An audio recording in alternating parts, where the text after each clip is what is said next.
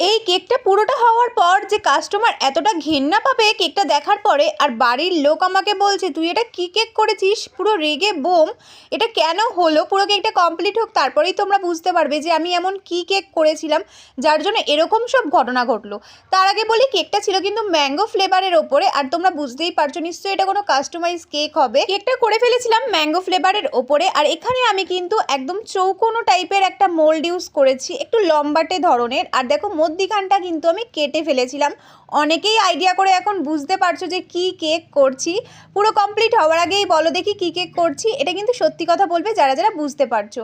দেখো এরপর কিন্তু আমি পুরো ব্যাকগ্রাউন্ডটা কিন্তু হোয়াইট কালার করে ফেলেছিলাম। আর এটা দেখে তোমরা এখন বুঝতেই পারছো, আমি জানি তোমরা যারা যারা দেখবে আর আমাকে বাড়িতে এসে পুরো মেরেই যাবে। যাই হোক, আমি কিন্তু দেখো ভেতরের কালারটাও করে ফেলেছিলাম সেম। কেমন লাগলো জানিও, ভালো লাগলে লাইক কমেন্ট করে আমার চ্যানেলটা সাবস্ক্রাইব করে দিও। আজকের মতো টাটা।